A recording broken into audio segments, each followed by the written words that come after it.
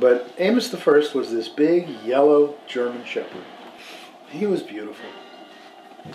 And he just, I mean, the whole world just sort of parted for me when I walked down the street with Amos. Nobody wanted to mess with Amos.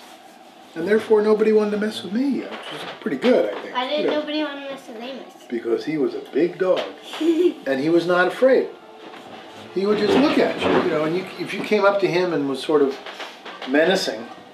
What's menacing? Scary, threatening. Like if you were trying to hurt him. Yeah, or something.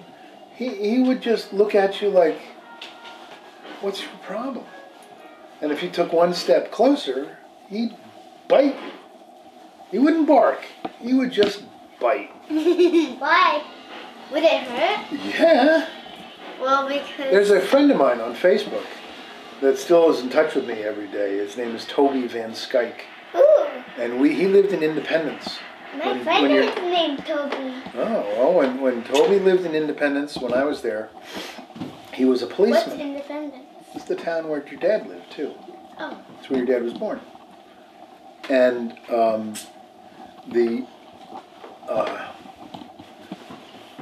Toby was a policeman. And Did you have a dog? No.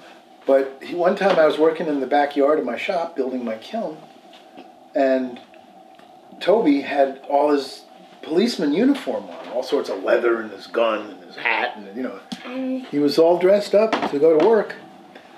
And Amos didn't like that. He didn't like his leather and all his uniform. Why? I don't know. I think it scared him. So Toby started to walk around to me in the back of the shop, and Amos just got up and walked over, and he had this big jaw. I mean, it was just, Like a snake. Well, very big. Bigger than a snake. Bigger than a snake? Oh, yeah. And he walked over to Toby. He knew Toby. He and Toby would go tromping in the hills together, but not when Toby was in uniform. He was always in jeans and T-shirts. Well, he got a hold of Toby's leg. And Toby just froze. Oh my God, what's happening? And he screams out, "Moose!" And Why does he scream out Moose? Why do you think? I don't know. What's your last name? Moose. What's my last name? Moose. Oh, that's why he screamed out Moose. Because he was scared. So I came around the side of the yard and I saw him holding on to Toby. He just had a hold of Toby's leg. Toby was not going anywhere until I told Amos it was okay. And I went over and said, "Amos, what's your problem? Go lie down." And he said, "Oh, all right." And he went and lay down in the corner. And Toby went, "Oh my God, I know. I did not like that." But Amos was just he was a total sweetheart. Unless you were in the wrong place. And then he wanted to know why. Is you in the wrong place or wearing a scary uniform? Well, I think that the uniform and Toby coming around the side of the yard to where I was working, Amos felt like he needed to protect me. And he really didn't. But he didn't know that. He was trying to. He was trying to. Because he knew that would... There was another time. I used to go to the butcher shop and get these boxes of bones and liver trimmings and fat and just bring them home to Amos. He loved them. You love to eat them? Oh, yeah. And Or chew on them? both.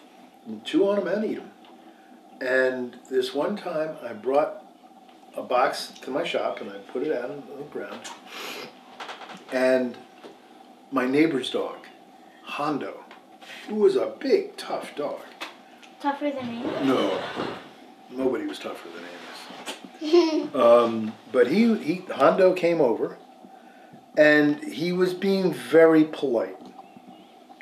He sat in the far corner of the yard and sort of folded his hands very nicely and said, if you wanted to give me a piece of your box full of food, I would let you. They would be okay with me. And Amos was being a real scoundrel.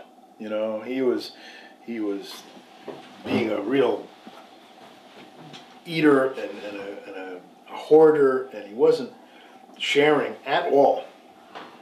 And, you know, he was eating quickly and, you know, well, I thought Hondo was being very polite. So I reached into Amos's box to get a piece of his food so I could toss it to Hondo. And Amos, without even thinking, just real quickly turned his head and bit my hand. And then he looked up and he realized that I was not Hondo, but I was Dad. And he looked on me and he went, "Oh shit."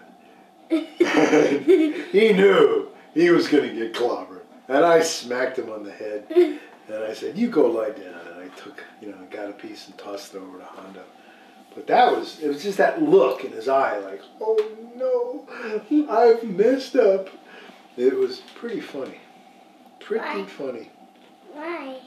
Because of the look in Amos's eye when he knew that he had my hand in his mouth instead of Hondo's neck. Because that's what he thought he was doing, was attacking Hondo for stealing his food. And he mistook me for Hondo. And just here I am with my mouth in his hand, he's looking up at me like, "Oh no, I've done it." So what I was going to tell you... It wasn't so bad. Oh no, it wasn't. He didn't hurt. He just got a hold of my hand and held it. He didn't bite it down and break the skin.